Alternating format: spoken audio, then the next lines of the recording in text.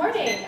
My name is Paige Thamer, and today I will be discussing the following topic: Look Good, Feel Good, evaluating the relationship between self-esteem and presentability. To begin with today, this presentation is divided into the following 6 different parts. Number 1, context and relevance. Number 2, research question. Number 2, literature review. Number 3, research question. Number 4, research design. Number 5, results and conclusions. And finally, number 6, works cited. At the top right of each slide is a number that corresponds to each part listed here for reference.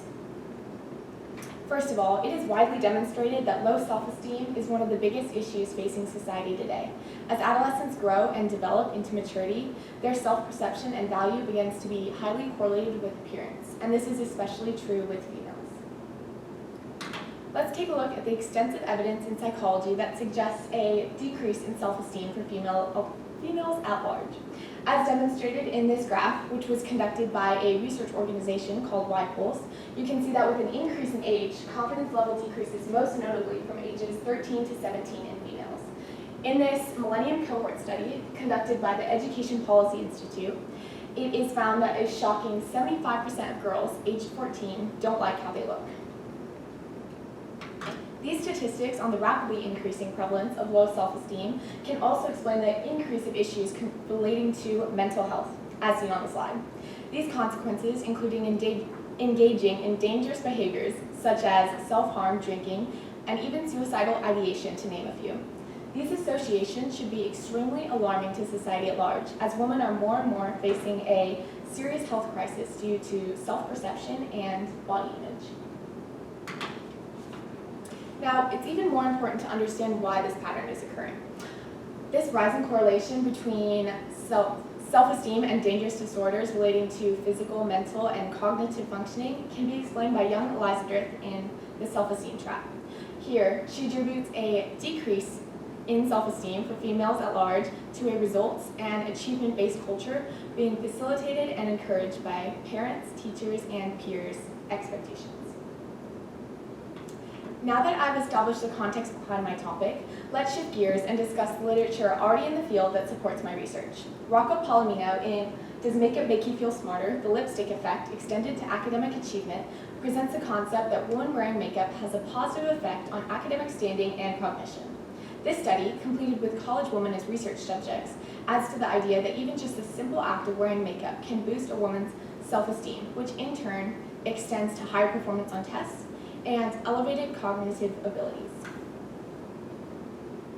Another study supporting this idea is Sarah Scott's Influence of Cosmetics on the Confidence of College Women, an exploratory study. The author presents the issue of American women suffering from poor body image and low self-confidence, and argues that makeup is a way of quickly and temporarily changing one's appearance and thus increasing confidence.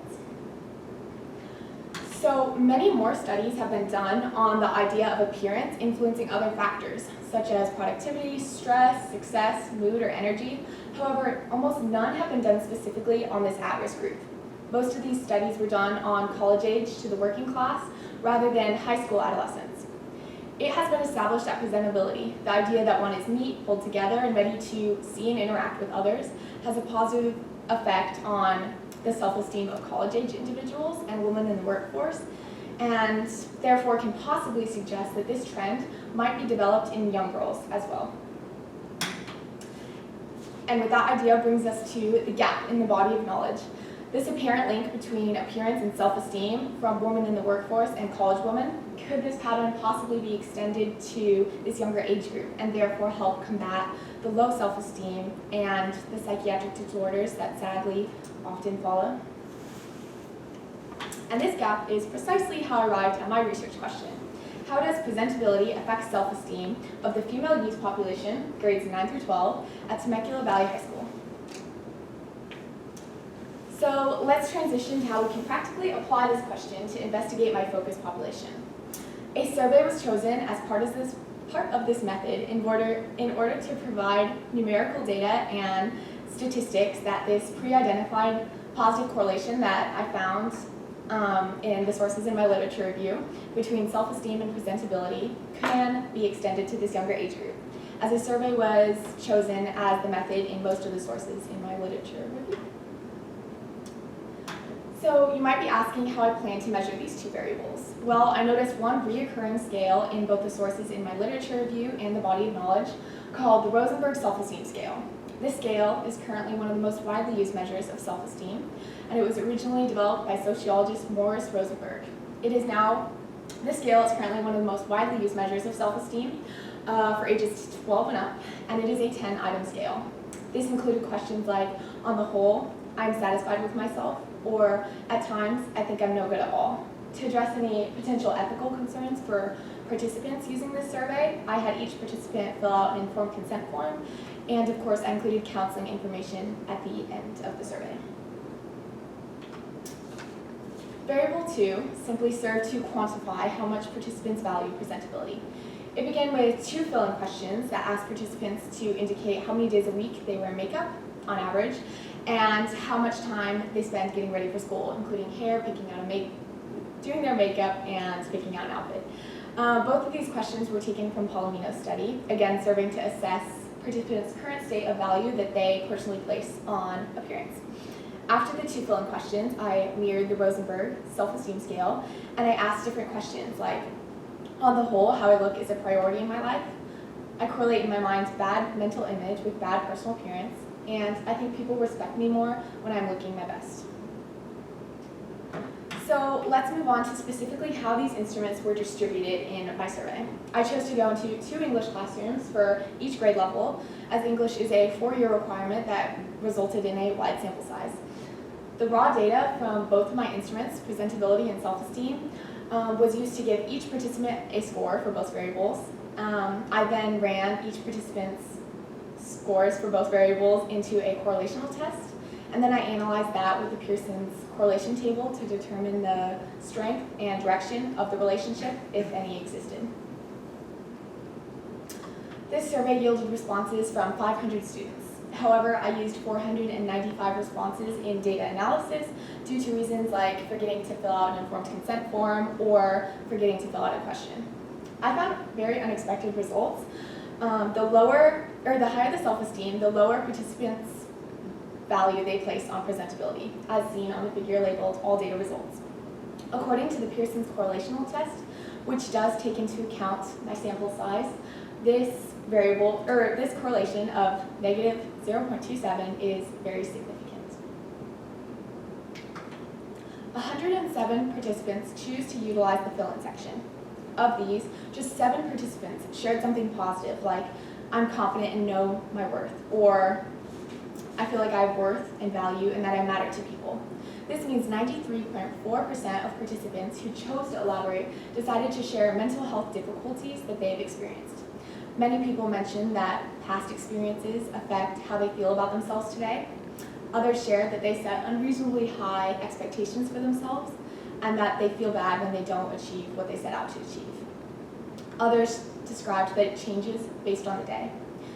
And finally, a lack of belonging was a very common response for this section as well. So these findings go against the research already in the field. Like I mentioned previously, Rocco Palomina's study presented the concept that one wearing makeup has a positive effect on academic standing and cognition, and I used that method on a different population. Due to the fact that this project does not align with the body of knowledge, I had to speculate on why exactly this could be the case. So there could be a number of reasons for this pattern. Participants who utilized the fill-in section would often share that their low self-esteem affects their everyday life and patterns. It may be true that teenagers who don't feel confident with how they outwardly look to the world may put more effort in how they choose to present themselves to the world. This trend is also backed up by my qualitative responses, as a common theme was that participants who felt that they needed to conform to societal beauty standards felt that they also needed to put more effort into their appearance in their everyday life. Moving on, let's look at some limitations that future researchers should attempt to address. First off, though my sample size was quite large, they were only from Temecula Valley High School students. This is a noteworthy limitation because these results cannot be extended to a population outside of Temecula Valley High School. This is because TVHS has its own unique culture, socioeconomic sphere, traditions, religious background, ethnic makeup, all of which could affect my results. A survey done in the Midwest or South, for example, would likely have different results due to the fact that a different location simply comes with different values, beliefs, customs, and lifestyle. Future researchers should target a larger proportion of the American population, such as a stratified sample of different cities and towns across America, to make these results more applicable to the population as a whole. Another limitation was that I, as a high school research student, I had limited ability to analyze the qualitative data that involved reading through a very large number of qualitative responses and making conclusions.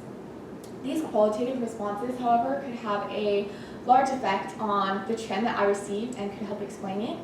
So future researchers should investigate the numerous external and internal factors that affect both self-esteem, presentability, and the trend that I found. Lastly, a limitation was the population surveyed. In the majority of papers in my literature review, only females were surveyed. It is important to note the differences in gender that make it relevant to survey the female population of Temecula High School rather than the males or both.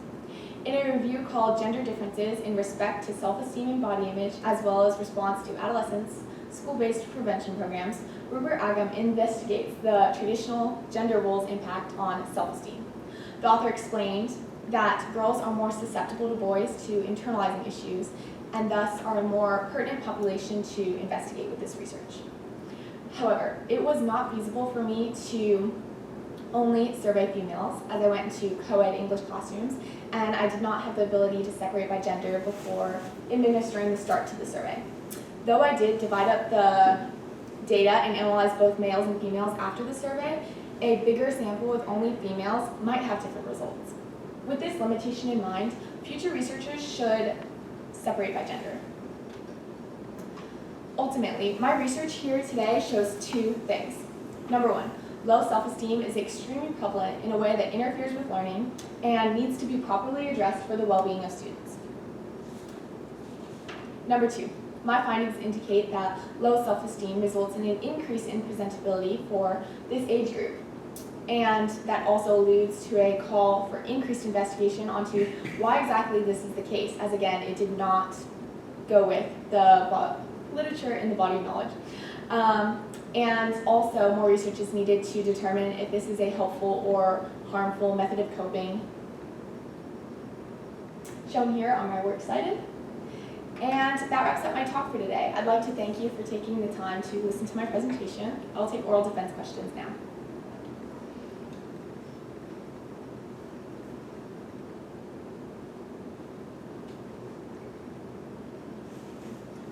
I'll go first. One of the questions I was thinking about while you were speaking was with regard to your choices when you made when designing or implementing your research method. Can't remember the name of the research method you used, but what other choices did you have when designing this research? Like as far as how you're going to assess these results? So, I know that's a broad question. I had looked through a lot of different studies, most of which did use a survey as part of the method, but they also decided to measure a lot of different things. Like I said, I found studies investigating the influence of appearance on productivity, success, stress, mood, and energy. But I decided to focus on specifically those two variables because I needed to limit the scope of my research, and self-esteem and presentability seemed to fit with the population I wanted to survey the most, and it seemed the most relevant with what exactly I wanted to do with this project. Okay, great, thank you. Thanks. What would you say are the real-world implications or consequences related to your findings? So the biggest thing is that I got out of this is it does not fit with what I expected. My hypothesis was with increased presentability, I would find increased self-esteem, but actually it was the opposite. So I think that it is unclear what exactly needs to be done with this project. why it is the case and if this is a helpful or harmful method of coping. So this leaves directions for future researchers, but it also is relevant because, as I said in my context, low self-esteem is just such an issue in schools today and students today. So